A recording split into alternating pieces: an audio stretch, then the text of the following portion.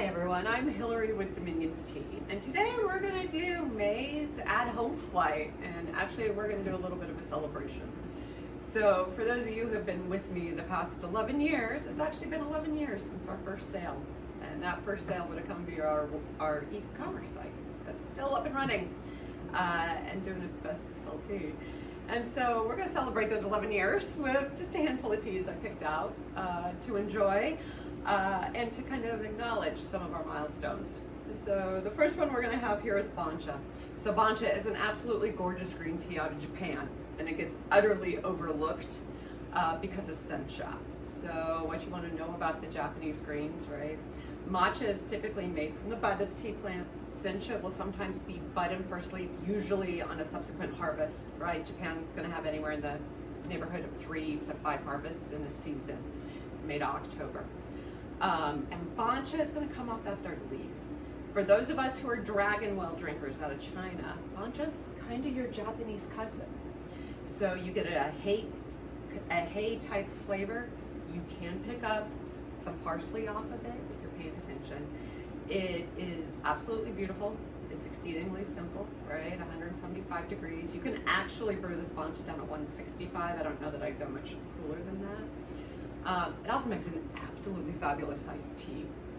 You can cold brew it in your refrigerator, right? About 4 tablespoons of tea to a typical half-gallon pitcher. Overnight, you'll be set. But anyway, so this gorgeous green tea is kind of an acknowledgement to finding those great things that have been around in the tea industry and not necessarily paid attention to.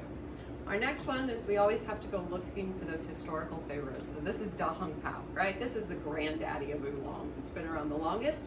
It comes out of Wuyi, China, which is western Fujian province. You will repeatedly hear of Wuyi oolongs as being rock oolongs because it is just, their mountains are sheer rock face. And it is reflected in the flavor of this tea. So it is absolutely a beautifully complex mineral oolong. You're on this darker side of oolong, closer to black here. You can absolutely brew this at a boil, but don't do that to yourself. 195 degrees is beautiful with this tea, 4 minutes. It's another one that will surprise you as an iced tea. You will not necessarily pick up all of its complexity in the iced tea that you will pick up drinking it hot. But it's absolutely refreshing, so don't discount icing your Hong Pao. But it is always fun to go find history, learn about these oolongs, about all these teas, and to keep going, because we always have to remember tea's been around and being planted and manipulated by humans now for 4,000 years. So there's still so much to learn, and even after 11 years, I would kind of feel like I still have barely scratched the surface. And so you can keep trying and keep learning, but you will always stumble across something new.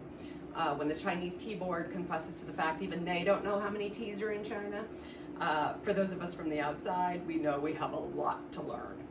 And last but not least, we had to drop in one of our first and absolutely best-selling blends, and that is Adirondack berry, right? So this is caffeine-free. What did we do? We mixed raspberry, a little bit of hibiscus petals, and some calendula in with rooibos. And why rooibos? Well, personal preference, really. Rooibos is a fabulous caffeine-free plant, right, out of South Africa.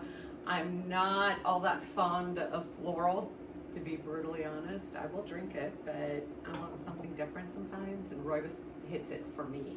So we did it as a raspberry. Our Adirondack berry sells all summer long, and it has been one of our best sellers every year because it makes a fabulous iced tea. And being caffeine-free, you can drink it all day, which for those of us who are getting older becomes really hard to do. I have to cut mine off at 2 o'clock. So you're gonna brew this like a black, 5 minutes. You want boiling water. If you happen to walk away from that timer, this is forgiving, right? Because it's rooibos, it does not have tannic acid in it, so you're not going to get the bitterness you would if you ever brewed your regular tea. So go out, keep exploring. Wow, I can't believe it's been 11 years. Time flies when you're having fun. With us. Hit the subscribe button so that you can be notified when we add more videos to our channel. And check out the highlighted videos to learn even more about tea.